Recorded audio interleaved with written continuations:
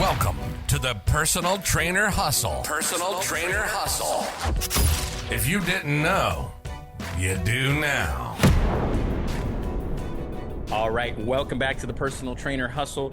Today we have a Q&A episode, and today's episode is actually based on a question that one of you sent me via DM. So this question is going to be about your resume, applying for a personal training job, things that we need to watch out for, make sure that we include things that we want to do, how to dress, things like that. So we're going to be covering applying for a job and showing up for an interview and just some things around that from my personal experience. So that's what today is going to be about. Now, remember that every gym is different. Every manager is looking for different things. Every gym needs different qualifications. So sometimes when you're hiring, and maybe I'll get more into it as we get into today's episode, but remember that sometimes some gyms we just are not a culture fit for. Sometimes our strengths are better suited at a different gym. And so just hang in there when you're looking for a job. Sometimes the thing that we think we want may not actually be in line with our skills, with our abilities, or with our experience. And so I see that a lot sometimes where I get resumes and I think, wow, this person's really good. I just don't think that they would be a good fit for what I'm doing because what I'm doing is different than where they're coming from, right? And vice versa. Sometimes I see something and that person thinks, oh, maybe I'm not really qualified. And I go, no, I think you have the attributes that I need. So I just want to say that everything I'm going to share here today, it's just from my perspective. I've been hiring people, for the last, I don't know, maybe 12 years, because I got promoted to be a manager, even at Bally Total Fitness, even before I started my own company. And so it's part of the job. It's something that I've been doing. And so I'm just going to give you my perspective and just, take what you can from it. If I say something that you haven't considered or makes sense to maybe something you're doing wrong or you could be doing better, make sure that you apply that to what you're doing. But at the same time, remember that you're an individual and your strengths are suited for certain places. So I just want to make sure to say that because I don't want anyone to think that my answer is like definitely how every manager is going to look at it. Different managers manage differently. Different gym owners want different things. And so sometimes it's just a culture fit that may be holding you back from certain places. But beyond that, we're going to get into things that we could be working on and things that I think are important. So I'm not going to read, I think, the whole question because it's a long one, but I will shout out Carolina or Carolina. I apologize. I don't know which way you like to pronounce it, but she sent me a message and she said, I'm recently certified through ACE and I'm looking to start working at a run-of-the-mill big box gym. I would say I'm at a level 0 trainer. How do I go about getting that first job in the gym? And then she goes on to asking about what should I put in the resume? How should I dress? When I show up, should I dress more, like business wear or gym wear? How do I ask about growth potential? And there was just a few questions in here that we're going to get into. And so let's get into some of the things that we're going to cover here. So the number one thing is when you are brand new, sometimes it's best to just come out and say it. Okay. So the first piece of advice that I'm going to give any trainer looking to get a job at a gym, and I'm going to highlight some of the things that you asked in your question here, just so that I'm kind of following along and answering your questions. But number one, the first thing I want to say off the top is that where you are applying is a great way to look at it. Starting at a regular big box gym, like you said, run of the mill type of gym is a great place to start because usually they are a place that turns over trainers a lot more frequently. And so positions become available a lot more frequently in those types of gyms. And so the likelihood of you landing a job there is going to be a lot higher, right? The requirements sometimes, not all the times, but sometimes the requirements and the experience needed is a lot less in places like that than in like maybe some more elite or boutique or private type of training gyms. And even that, it's not to say that they hire just anyone. They still want you to have skills. They still need you to be certified. They're still looking for certain things, but I think having that mindset around what you're looking for is pretty good because it shows me that you are accepting of the reality, which is, like you said in your question, I'm at like level 0, I would say, right? So you don't really know what you're doing. I'm assuming that you just got certified. You did because you said it in your question. So you're just certified. You're looking for somewhere to work. This is great, right? You kind of just have to get in where you fit in the beginning. My number one piece of advice would be just apply and just start, right? Let someone give you an opportunity because once they do, they're going to start showing you those things and filling in those gaps as to how to train different people, mistakes that you're going to make, right? You're still really early on, so you're going to make a lot of mistakes in your training, right? Just maybe you're going to stand in the wrong place. Maybe you're going to count the wrong way. Maybe you're going to choose the wrong exercises. Maybe your exercises are going to be too hard for people. Maybe they're going to be too easy for people. Maybe you're not going to ask the right questions. There's so many things to learn when you become a trainer that you need to get your foot in the door somewhere in order to start learning those things. So I think just looking at it the way you're looking at it is great. Being honest about where you are is one of the most important things. I tell you, for me, one of the number one things I'm looking for when I'm meeting somebody and talking about training is how sincere, how humble, and how realistic they are about their training and their skills.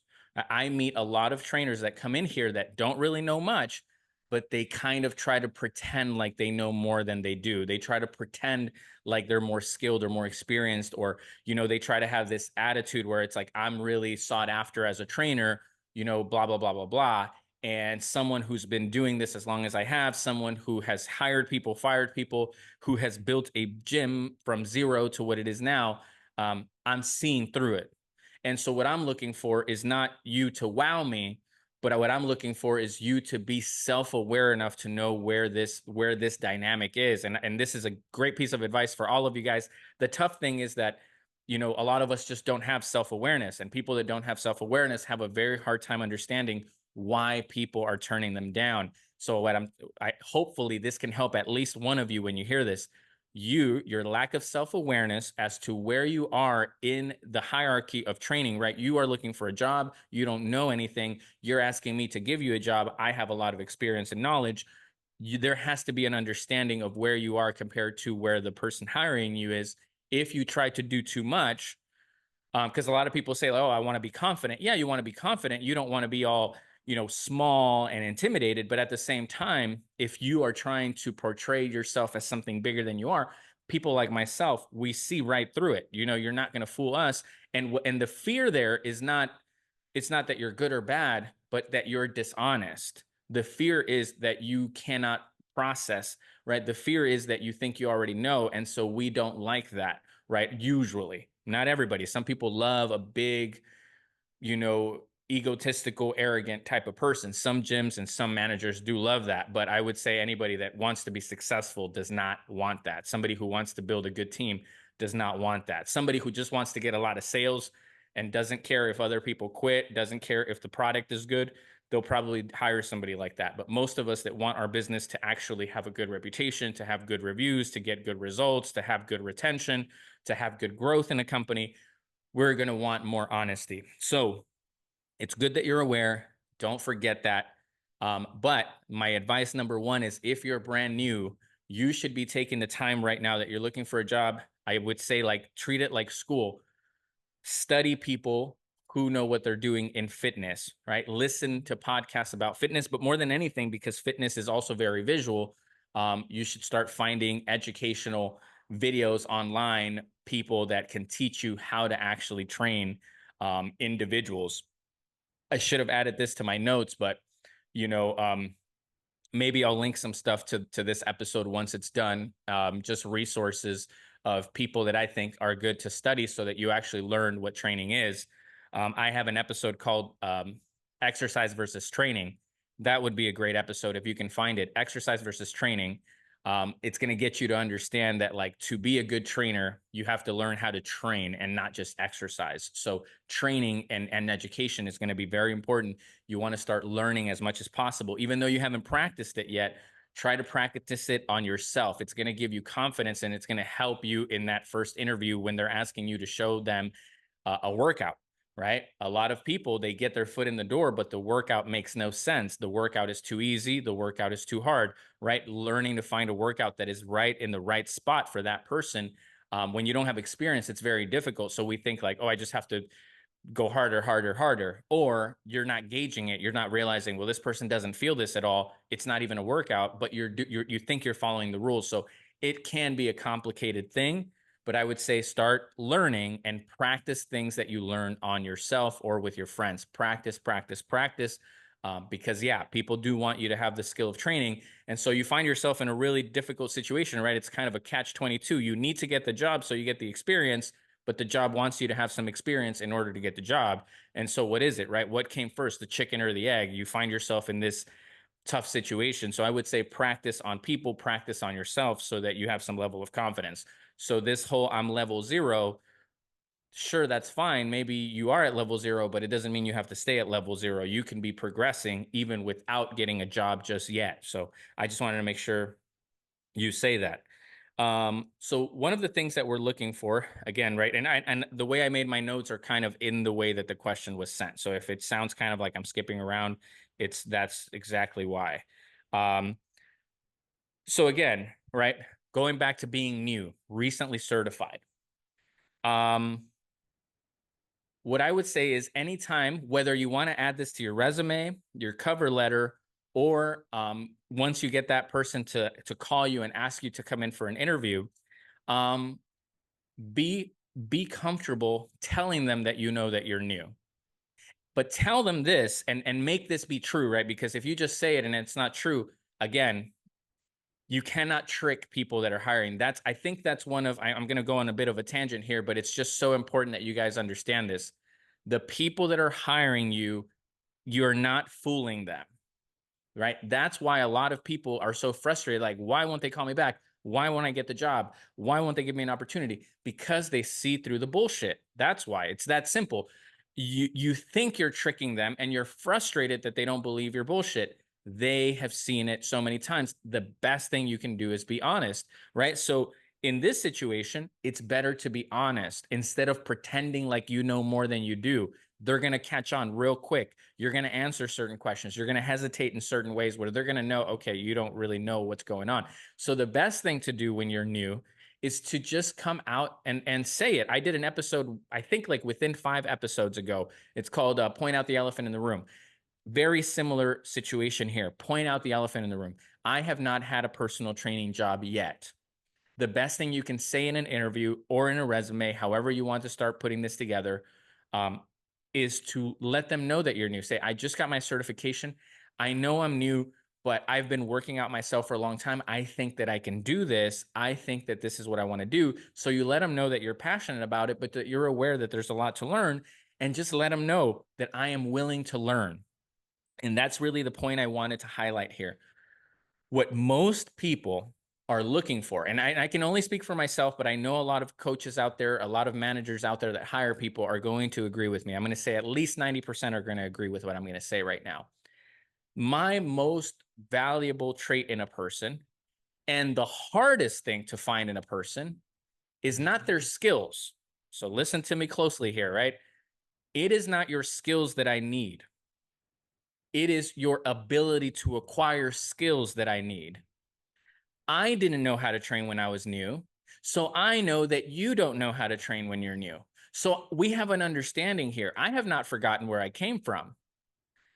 I used to be new. I wanted an opportunity. This is what a lot of you guys don't understand.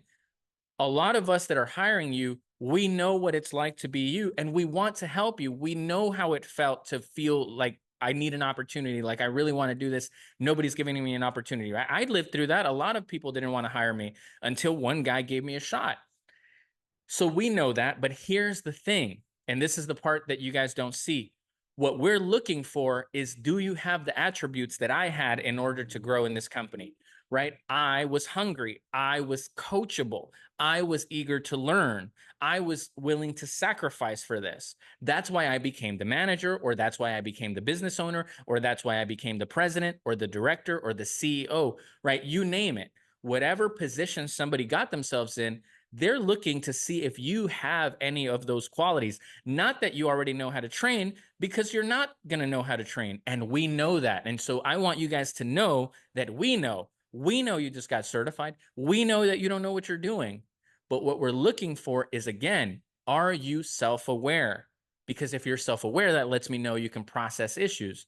Are you honest? Tell me what you know and what you don't know. Are you coachable? If you're willing to learn, I can teach you how to be the next manager. I can at least show you how to be a great trainer and be successful in my gym, because if you're a successful trainer, the manager is a successful manager. They want you to win, but you have to want to win. And so the moment that we start spotting lies, the moment we start spotting, pretending that you know more than you do, or the moment we start noticing that you are not a coachable person, that you're not humble enough to take advice, then we are going to quickly start to put you in a category of like not wanting you on our team. Now, what does that look like? Because a lot of people say they're coachable. It's very simple, right? In the interview, they might correct you about anything that you say or do. They might test you. I know I do with people that come in. I test them. I poke at their knowledge. I poke at their experience, right? I might say something like, well, you said you would do back squats, but I feel like maybe older people wouldn't jump into a back squat so soon. And how you respond to me poking back at you and testing you, and this is what most people do, most people justify, most people explain themselves. They go, oh no, it's because I wouldn't do that because blah, blah, blah, blah. What we're looking for is for people to go, oh, I hadn't thought about it the way you're doing it. And I haven't trained as many people as you, so I hadn't thought about it that way, but next time I'm going to apply it the way you just said.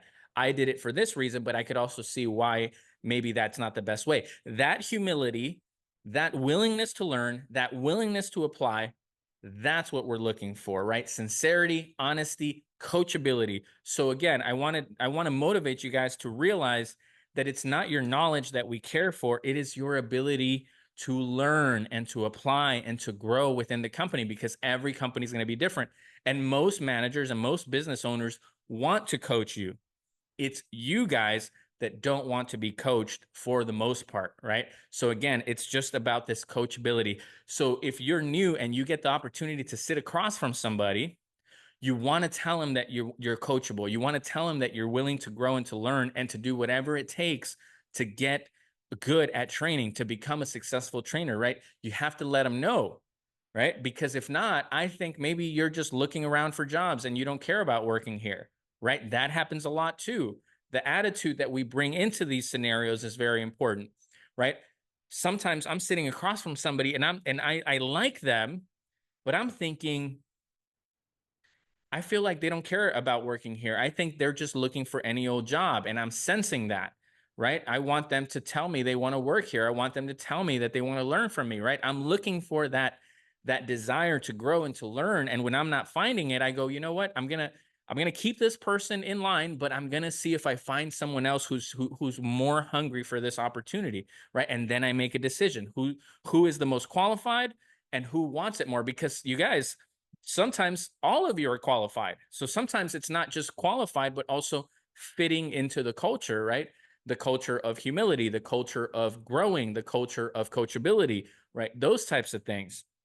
And so again, being open and honest is probably going to be your best bet. Now, you can still be confident, but be confident in your ability to learn. Be confident that you can be coachable. Be confident that you're going to stick here a while. Be confident that personal training is what you want to do. That's where you're confident. But don't be overly confident when you don't know exactly how to train. Be honest in those areas and you're going to go further, but let them know that you're willing to learn, right? That's very important. I would say that next time you have an interview, let them know at some point that you're willing to learn, that you want to learn, that you want the opportunity so that you can learn and you can grow, right? So if you tell them that, they're going to go, okay, well, I might give you a chance to show me that then, right? If you say you want to learn, I'm going to give you an opportunity, right? You see how those things go together? You're forcing me to have the next thought. You're kind of selling me, right? The moment you say that, I'm going to go, well, all right, maybe I'll give you an opportunity then. Since you said you wanted one, since you said you're coachable, let's see. I'll give you 90 days to show me that you are coachable. And now the rest is up to you, right? But let's get into the next part of your question, right? You talked about your resume, your letterhead, I believe. Let me pull it up here. Yeah. What should I highlight in my resume or cover letter? Okay. This is actually a very, very good question about what I'm looking for when somebody sends in their cover letter. All right. The first thing that I wrote is learn to write how you talk. Okay. The most annoying thing and the best way to have your resume ignored is to have this jargon that nobody speaks like that. Nobody talks like that, right? When you say, my aptitude for consideration of others, interpersonal, blah blah blah blah, and you start using words like interpersonal and aptitude and things like that, it sounds rehearsed. It sounds like you copied and pasted it, and that's not how you talk. So what happens is I actually don't know what you're like at all. I'll tell you, some of the best cover letters I've ever gotten are people just saying very simple things. I have been working in corporate for a long time. I want to transition to something I can be more passionate about. I feel like fitness and personal training will allow me to do something that I enjoy and that allows me to help other people. And that's it. And when I read that, I go, yeah, that sounds like a person. It sounds like a person who wants to try something different. But when I get something that sounds overly professional, too many big words, it's like, it's not to say that you can't write like that, but this isn't an essay, right? I'm not grading you. What I'm doing is I'm trying to get to know you. And so, again, sometimes this is where school can fail us. We learn to write in a way in school that does not translate to the real world, right? And so when we see that, it's not that it's wrong, but it's that you didn't let me get to know you. So now I have to keep digging deeper to figure out who you are. You could have told me so much about you in that first paragraph at the top of your resume. You could have told me really who you are, right? Tell me who you are. This is who I am. This is what I've been doing. This is why I decided to become a trainer. This is why I am applying to your company, because this is what I want to give and I want to receive out of this transaction here, right? Because this is another thing you guys have to remember. When you put your resume, you want a job, you want certain things from a company, and a company wants certain things from you. So when you can see it as an equal exchange of energy and of services here, you're going to think about it in a better way. But the best piece of advice that I can give you is to, when you write it, simplify it. Make me see who you are. A lot of people do it with like colors and pictures and things like that. But really, what I want to hear is your tone and your way of thinking when I read that first paragraph, right? It has to be written in a way that is honest. And that's going to give you your best opportunity for people to actually read it. Because I'll tell you what really happens, right? Sometimes as managers, we start reading it, and the moment that we see that it's the same old thing that we always see, right? Looking for the opportunity to what do they always say? Looking for an opportunity to use my skills in high communication, high verbal and written skills, and to be able to grow within a company that has growth potential. Like, it's all these words that what you don't realize is I've heard it a million times. I've seen it a million times. And so my brain starts to drift away. It does not pay attention as much anymore because this is the 100th time that I've seen this type of sentence, right? But again, when you're the one applying, you don't realize that, right? A few years ago, I found my very first resume. It was so hard to read because it was just like that, right? So we all started there. I wrote some jargon that I thought people would love to read and hear, and I wasn't really just being myself, because I thought being myself was too simple. Being myself was too basic. But really, when I'm reading these resumes, I'm trying to figure out who you are. And when you write the same thing everyone else writes, it's not that it's bad. It's not that it disqualifies you. It's that I still don't know who you are because I can't hear you. I'm hearing this professional version of you. I'm hearing this like perfectly worded version of you, but I don't know your story. I don't know where you're coming from. I don't know why you want to be a trainer. I don't know why being a trainer is important to you. So if you guys can take a step back and just see it as like, I'm just going to write about why this is important to me and then see what that sounds like. If you could do it like that, instead of thinking as a resume, that's going to be more helpful. And then you can clean it up after that, right? It doesn't have to be this like 1-page confession of love to fitness, but you can kind of clean it up and find your best points and realize, okay, I'm saying the same thing, but I'm saying it in my own words now. And so when that manager reads it, they're going to see who I am a little bit more, and I'm going to pull them into my resume a little bit more, instead of doing what we normally do is when we copy paste these cover heads and these letters, when it's just copy paste, we don't dig deeper. We're not interested. Now, you may still get the job. Like I said, it's not a disqualification. It's not that I might not be like, okay, this person seems good, but you could have done more with it. You could have stood out more if you were more sincere, if you were more yourself. So moving on, things that I look for in a resume, especially when you're new, when you haven't had a personal training job, is to find, and this is very important, pay attention, if there's anything that you've done where you had to have good interpersonal skills, I would say find a way to highlight that in your resume. Okay. When you don't have the fitness skills, show them your interpersonal skills. If you did anything where you deal with a lot of people, if you do anything where you had to deal with different personalities, with people of different age ranges, with seniors, anywhere where you have to show a lot of patience, anywhere where you had to learn a lot of new concepts, right? Anything like that where you can where you can highlight your ability to deal with people, your ability to be flexible with people, your ability to get along with a lot of different people, that's going to be very valuable, because half of personal training, again, this is the thing that you don't know when you're new, is that half of the personal training is not just the training, but your ability to get along and be liked by many different people. And that's another part that we're looking for when we're looking for a new hire. Are you good at training?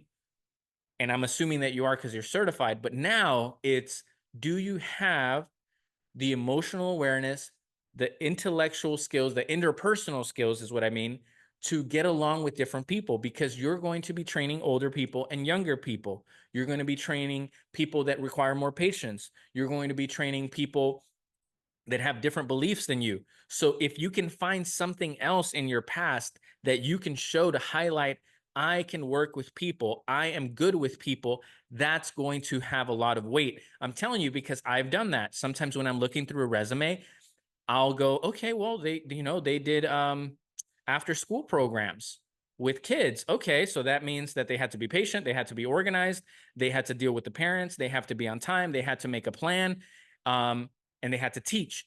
Those are all the skills that I need for training. So even though they're not trainers, it highlights that, right? People that have worked with seniors and elder care, people that have worked in a fast-paced environment with a lot of people, right?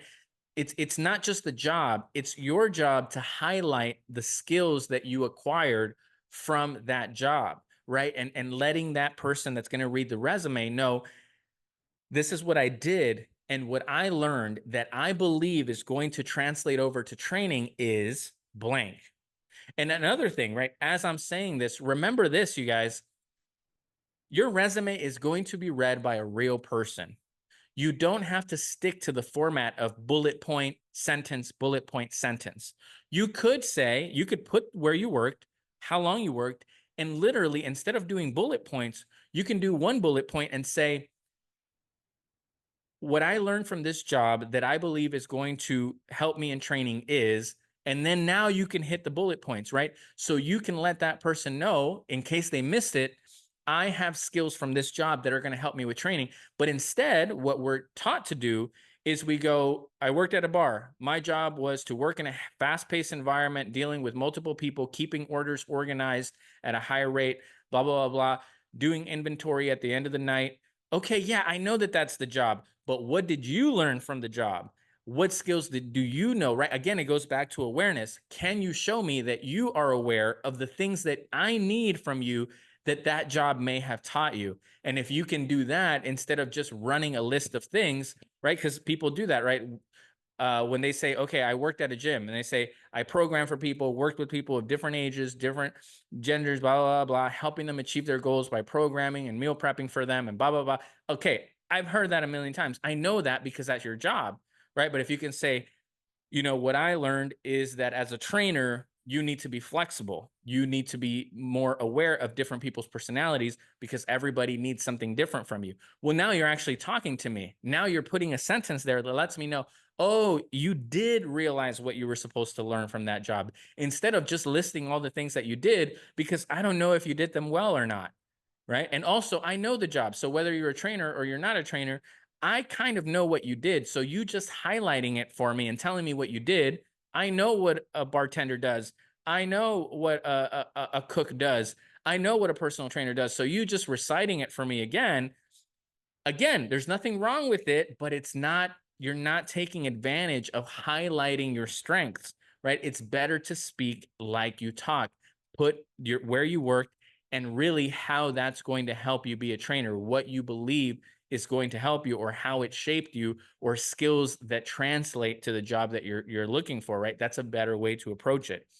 Um, Here's something that also is hurting you guys, and this is just a tough lesson in life, you guys. One of the biggest factors when we're looking at a resume is how long you work at every job. One of the worst looking things on a resume, in my opinion, is when you've had 5 jobs in a row and you have not been able to keep any of them for more than a year. So when you have 5 jobs and all of them are under a year, what I'm going to assume is that you're going to be here less than a year too. Now, that may or may not be true, and there may be reasons why you had to do that. But I'm just letting you guys know. And this is something that I don't know how to fix it. I don't know what to tell you here other than giving you advice moving forward. Highlight your ability to be consistent. Highlight your ability to be loyal. If you couldn't do it in a job, maybe you've been part of a club. Maybe you've been part of a leadership team at church. Highlight something that's going to tell me that I can depend on you and that you're not just going to be here for 6 months, take our money, take our resources, take our education, and then just leave.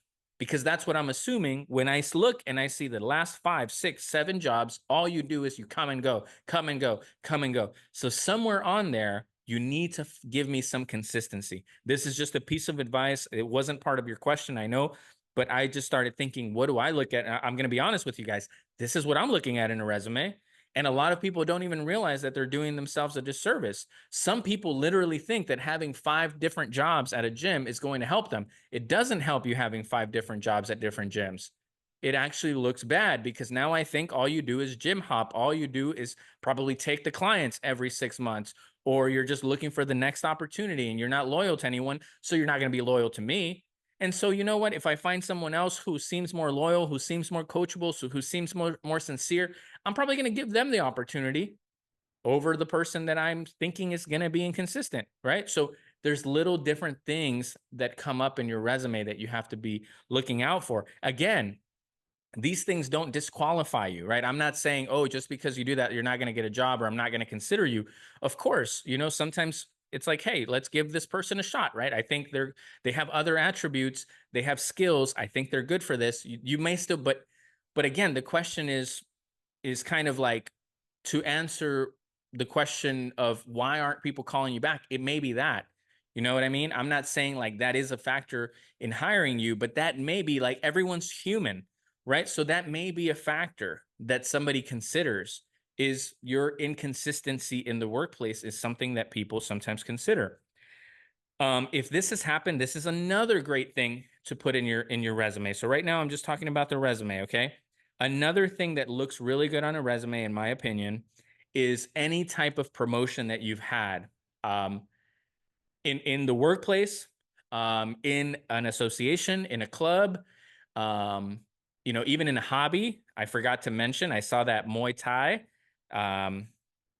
from the person that sent in this question. We have that in common. I love martial arts in general.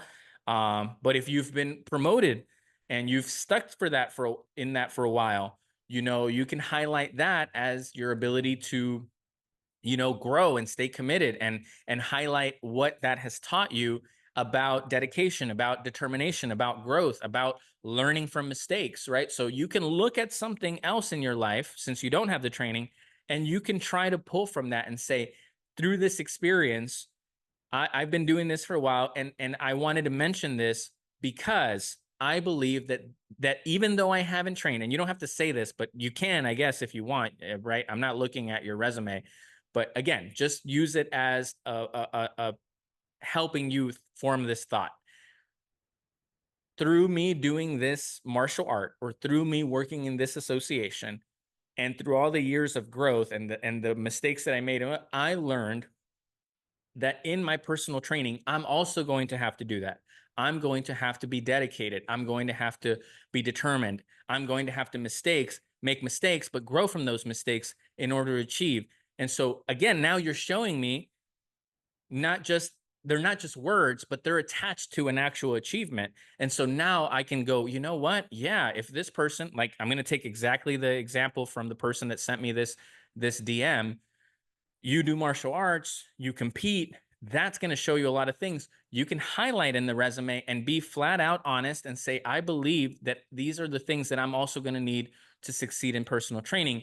And even though I'm looking for my first personal training job, because that's what's crazy, you guys, nobody's bold enough to say that.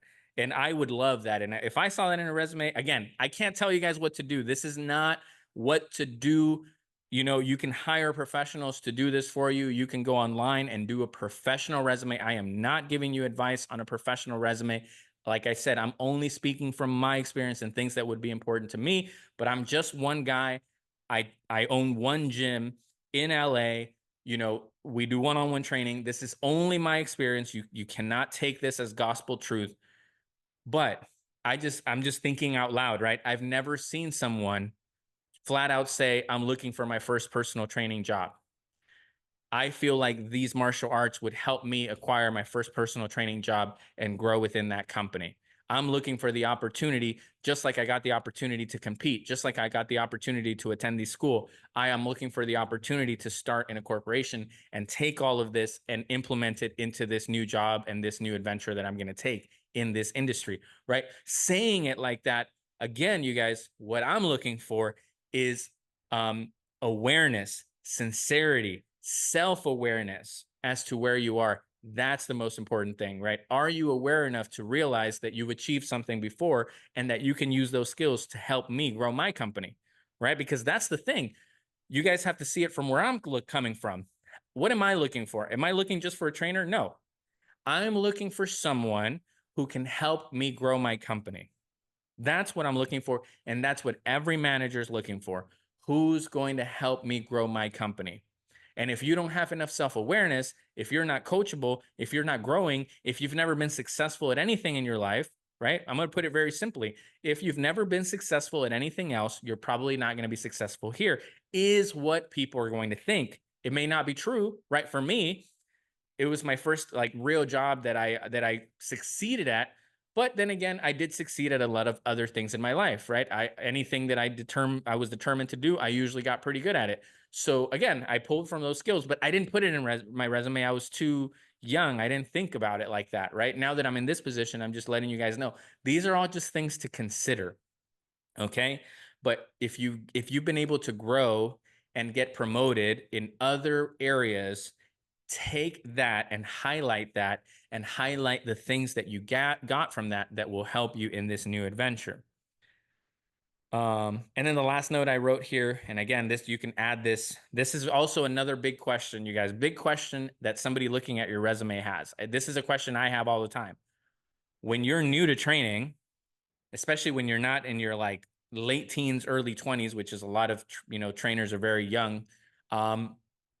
When you're not in that stage, what I'm going to be wondering, and it's just wonderment, it's just wondering what it is, right? It's not a criteria. I'm just wondering, why are you choosing to transition to training now, right? Because I'm going to assume you've been a professional elsewhere. You have a different set of skills. You've been promoting, or at least you've had the chance to grow in another company. You've had the chance to grow in another industry. So why are you doing this now? It's just a question I'm going to ask myself. Again, this is not a make or break thing. A lot of us aren't thinking of it actively as a requirement, right? You don't have to have an answer for this off the bat. But the more I can educate you on things that we might be thinking as somebody who hires you, the better you'll be off. So if you can either add it in your letter or in your header, um, some type of explanation as to why you're making this transition, that may help you, because that is a question that I'm going to have. I'm going to be wondering why you're leaving your last industry, right? Because these are the things that we, again, this is the difficult thing between being a new employee and then someone in management or a presidential CEO or ownership position. The difficulty here in the language that we speak is I've already committed to something that I grew in. And when you haven't committed to something that you grow in, I'm going to think that you don't have those skills, or you don't have that desire, that hunger to grow. Right now, I may be wrong, but that's why an explanation would be helpful, right? You may say, hey, I worked 10 years in this industry. I feel like I did a lot, but I want to do that in a place where I have more passion, or in a place that means something, or in a place where I can be closer to home, or things like that, right? Where I'm going to go, okay, that makes sense, right? It's not that this person doesn't know what they want to do with their life. It's that this person is making a logical transition to what they want to do, right? Now, if you guys are listening, I'm just going to give you this little bit of advice. Do not, and this is a hack, I shouldn't even be telling you this, but whatever. I always tell you guys at least my truth, right? It might not be the truth, but I tell you what I believe is the truth. Do not talk about having a flexible schedule. We hate that. We ignore that. We see you as someone who's avoiding work. We see you as someone who's not taking this seriously. We see you as someone who's just doing this for fun, for part-time. And what did I say earlier? I'm looking for someone who's going to help me win. I'm looking for someone who's going to help my company grow and go to the next level, and someone who's going to grow with the company. So you win too, right? But we have to win together. And so if I'm the manager, if I'm the CEO, if I'm the president, if I'm the owner, and I'm trying to win and grow and get results and make a name for ourselves and compete in fitness, and you're over here saying that you're in it for part-time, you're in it because it's flexible, you're in it because you want to be able to come and go as you please, that does not sound like someone I want on my team that's going to help me get to the next level. So if you're that type of person, it's okay. You may get hired somewhere, but sometimes you're going to have a harder time because you don't have the right mindset, right? People, even if you need part-time, don't lead with this whole flexible schedule thing. And I'm telling you, because a lot of times people transition out of the corporate world and they're like, oh, I want to be a trainer because I want to have a more flexible schedule. I want to spend more time with my family. Even if that's true, if you lead with that, even though there's nothing wrong with that, all I'm saying is that a person who's looking for a great teammate is going to maybe have a hesitation when they see that that's what you want, right? Because they want commitment, they want growth, they want to be able to coach you and teach you and grow with you and have you come with them. And if you're already 1 foot out the door because you need more time for yourself, again, there's nothing wrong with that. Some places need that, right? Like my gym is split into 2 schedules. So people that want a morning shift, it's perfect for them. People that want an evening shift, it's perfect for them, right? So it's not an all-day thing. But again, every company is different. So just be mindful of what you're saying and how you're thinking. You may be hurting yourself when you lead with information that you don't realize, oh, the manager doesn't want to hear that. They don't want to think that I'm flaking, because it may not be true. You may not be a flake. You may actually be very committed, very hardworking. And yes, you want a flexible schedule, but you might be reasonable enough to know it's flexible, but not that flexible, right? But the manager, the owner, doesn't see that when they see the resume. So you may not have the time to explain yourself if you lead with like misinformation sometimes, or like limited information. So just be mindful of those things. What to wear at the gym. It depends who you ask. I find that I prefer when people just wear professional, clean, well-fitting, normal gym attire. Okay. Why is that? My belief is that I would rather see you as a trainer, because that's what you're going to be doing, right? When you go and work with people, it's easier, and you're streamlining this more if I can already imagine you being part of the team, right? So what you can do is you can even look for what the uniforms are like in that gym, and you can make sure that you are wearing something similar, right? Because again, this is just psychology. You're going to get them to see you in the light that they're going to see you when they work at the gym. If you show up wearing something else, again, it's not a disqualification. It's not bad, right? It looks good. It looks professional. But they're not seeing you in your real element, right? And you're not going to be comfortable. I'm telling you this because it's happened, right? My good buddy Javon years ago, and he's been on the podcast early on in the episodes. But when he first came in, he dressed, I believe, with like more formal attire. And I was like, and I was so excited when I met him. I was like, man, I really like this guy. And I was like, can you take us through a session? And he couldn't demonstrate the squat. And it was so funny, right? He was kind of like pulling his pants up and he was getting nervous and he was like, oh man, and his shoes were slippery. But I wanted to hire him already. So I wanted him to show me what he's got. And he was having a hard time. Now, it still worked out. He worked at my company for a while. He went on to do his own thing. You guys can hear about it if you find the podcast with Javon. It's early on, I believe, within the first 50 episodes for sure. But it got a little uncomfortable, right? Because he wasn't ready for the moment, right? And he did what we all do. It's the same thing I did. When I first went to get a job, I was dressing up in like formal attire, and I never wear that. And so again, I'm just going to speak from my experience. Maybe some of you guys will resonate with this. I felt so out of place and so uncomfortable wearing clothes that I never wear that it made me less confident. It made me hesitate more. It made me feel out of place because not only was I at a gym, not only was I talking to managers, not only was I desperate to get a job, but now I was uncomfortable because I thought I looked stupid because this is not how I normally dress. I feel awkward. And so it made things 10 times harder for me because not only was I uncomfortable with the questions, but I was uncomfortable in my own being, right? So again, that's why I just became a believer that, hey, just wear normal gym attire. This is a gym job. It makes sense. People aren't going to look at you weird if you show up in just regular gym attire. Just make sure it's clean, make sure it's professional, right? You don't want to show up with like super short shorts. You don't want to show up with like one shoe orange, one shoe green, even though that's stylish, right? You don't want to show up with your cap backwards, things like that, right? You don't want to show up with a tank top, right? Or whatever, or a sleeveless. Like, you want to look professional, but you can still wear gym attire. Regular gym attire is good. I always say like a polo is perfect, right? You look professional. You look like you're ready to do the job. If they ask you to demonstrate something, you can do it, right? Because what if you can't show them that you know how to squat? Now you got to come back. But what if they hire somebody else by the time you come back with the right gear, right? So I just believe, me personally, I believe that wearing regular gym attire is always going to be the safest, and being somewhat reserved in that is good, right? Even if you're really good shape. Again, you guys, we're not hiring you because you're in shape. That's just part of the job.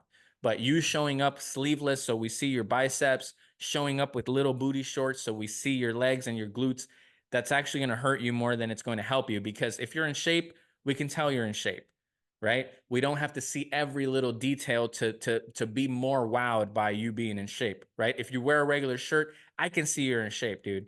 If you're wearing regular, what do you call these, leggings, I can see that you're in shape. I don't have to see more than that to know. If anything, again, it goes back to the lack of self-awareness. If you do those things where you're showing off too much, it makes me think that you're not aware of your surroundings, you're not aware of the situation, and it's going to be very hard to coach somebody who's not self-aware. So when you present yourself in that self-awareness, I like you more, right? I have a better feeling about you because you're willing to do what is normal behavior for the job and the interview that we're at.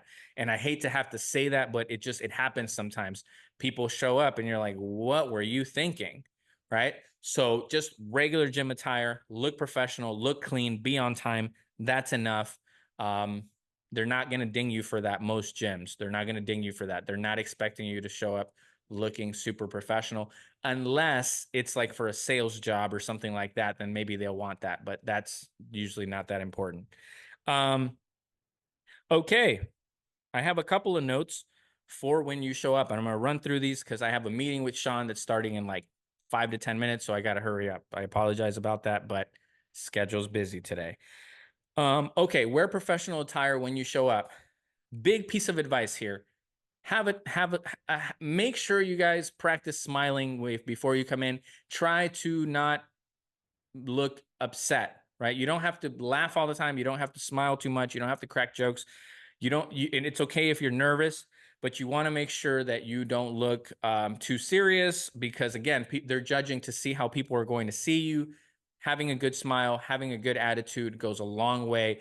If you're personable, because again, right, it goes back to what am I looking for when I am looking for you to work with my clients, right? You're going to be working with clients here. I have to see you through the eyes of a client. So when you smile and you're personable and you're likable, I'm judging that just as much as I'm judging the squats and the lunges and the exercises that you choose, right? There's exercises, but there's also you and your personality. So again, when you don't have the exercises, highlight your personality, highlight your likability.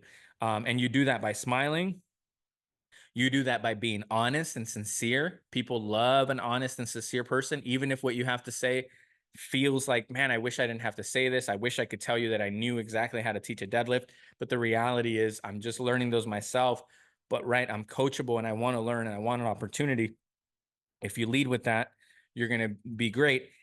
This one is a huge one.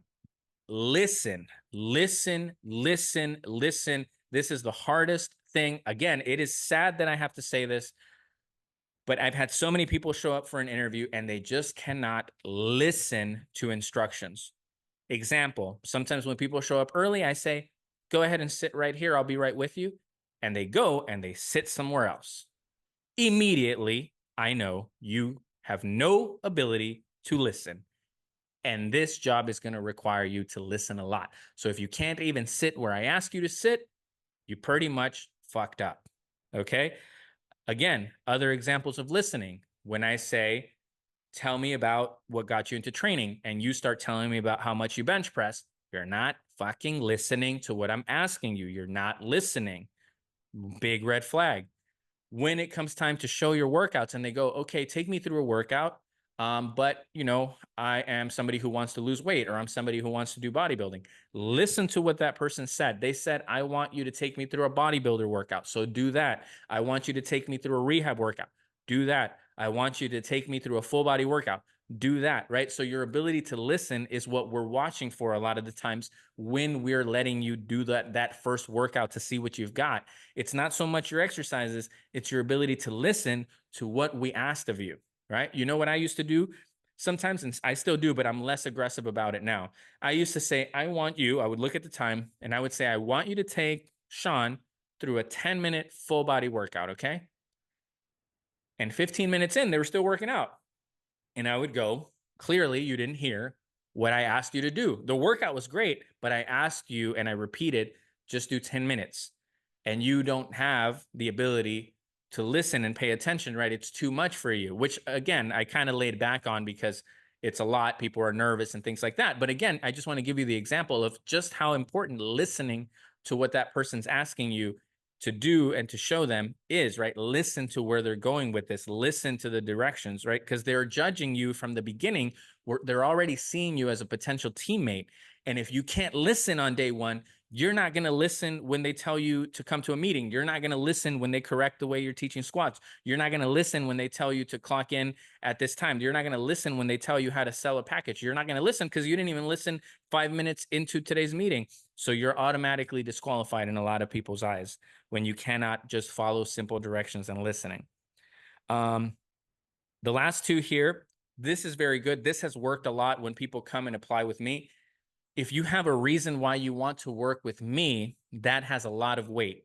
So when I'm doing an interview and I meet someone and they go, honestly, Sam, I really want to work here. I saw your Instagram, I saw the website, and what you talked about with like training these type of people and your philosophy, I really connected with that. I feel like I want to work at a place like that. I just, I wanted to tell you that. That has a lot of weight because I know now you want to be part of my team and you know what I'm about. So you've already assessed that you want to be part of this team. Now it's a little easier when a place like this because we have a vision, we have a philosophy. But if you can have a reason why you want to work with them, that's going to be very important. Hey, I've been working out here for a while. I love 24-hour fitness. I've had a membership for a long time. And, I just see how many clients come in. I see the trainers, the ones that do really well. It seems like they love their job. So um, I want to be a part of that. I think Sean's going to come in. Come on over, dog. Be on the podcast.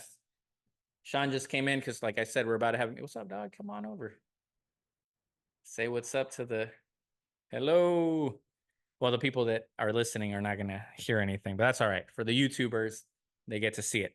All right. So that was Sean. We're about to have our meeting. The last thing, and I'm sorry I didn't get to growth potential here, but the last thing I wanted to say is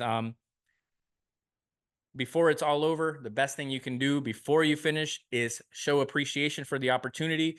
If just make sure you practice this, make sure you have it in your notes. Tell them that you appreciate them even giving you an opportunity, because again, that's a good quality that people have. If you are an appreciative person, then I'm going to like having you on my team because you understand that it's hard to get a job and I gave you at least the opportunity to show me what you've got. So if you can appreciate that. And then lastly, just let them know you want the job. So many people leave and they don't tell us, I'd love an opportunity to work here. And just leave it at that, right? You could literally say, hey, Sean, hey, Sam, thank you so much for the opportunity to come in today. I've been applying at a couple of gyms. Not everybody calls me back. So I appreciate you letting me come in today. And, if you give me the opportunity, I would be very grateful. Thank you. And boom, when you say that before you leave, Sean and I, if it was us and you were doing an interview, we would have to talk about that. We would go, you know what? They didn't know how to teach the squats and I didn't like that about that, but you know what, man, I think they might be a good team member. You're going to at least make us think about it because you showed appreciation, because you said you wanted the job. You're at least going to stand out in our mind about, just the whole situation. You're going to stand out in our mind. You're going to leave us thinking about you more than the person who never thanked us, more than the person that didn't say that they wanted the job, right? So if it comes down to two candidates, you're both equally qualified, you both can do the job, you both have the same experience, you both fit the culture, but one says, I really want this opportunity. Guess where we're going to lean a little bit, right? It's the one that wants the opportunity. Man, I think I skipped over a point here, but I'm going to make it since Sean's already here and he can just kind of wait there a little bit for me. I don't know if I said this, but I skipped over this point, but it has to be made. I don't want to stop it. If you can, because you did ask this in your question, if you can, go in person, drop off your resume in person. You can email it, but if there's a gym that you want to work for, I would highly, highly suggest that you go in person and give them your resume in person.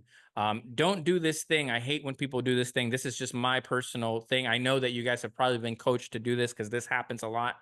When we're hiring someone, this happens all the time. You send in your resume, and then the next day I get a little message that says, hey, if you need more information about my resume, please feel free to ask. That doesn't work, you guys. That doesn't work. I read your message and I go, okay, if I would have liked your resume, I would have called you back. This is not helping you. But what would help you is if you showed up in person, because that lets me know you're taking time out of your day, which means you really care. I get to put a face to it. And I might give you the opportunity to interview right then and there. It's happened with Sean. Sometimes we're sitting here talking, somebody shows up with a resume and we go, oh, okay, well, are you free for 10 minutes? Sure. Okay. You know what? Why don't you take me through a workout? Let me see what you got. And boom, right? And actually, that's how Sean got his job here. He never even, you never sent a resume, huh? You just walked in. Yeah.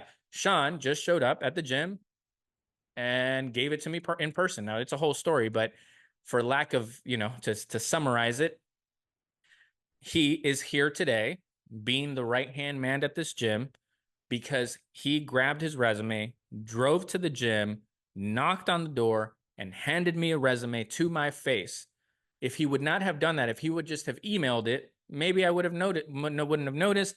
Maybe I would have picked somebody else. I don't know, right? But he made sure I saw him. He said, hey, I'm here. This is me. This is my resume. This is where I want to work. I really need a job. I need an opportunity. and boom, all these years later, it's worked out, right? So I just wanted to make sure I hit on that it's more important to show up in person and try to talk to the personal trainer, director, or manager. When you go into a gym, say, hey, hi, I'm looking to apply for, I just wanted to give this to the personal training director. Is he here? Right. And try your best to hand it directly to them. Or if you can look online or call ahead of time and get their name, that's even better. You can call in and say, hey, can I talk to the fitness director? It's John. Okay, thank you. Hey, John, I just wanted to introduce myself. I wanted to stop by today, if that's okay, and drop off my resume. They're probably going to say it's okay. Maybe they say no, but whatever, you show up anyway and you just hand it to them. Don't take their time. They're not planning on talking to you. They're busy. But if you can just hand it to them and smile and say, thank you for the resume. I hope you consider me. Have a great day. They'll get a better idea than just reading about you on paper. So now they hear you, they see you. Now they have the resume.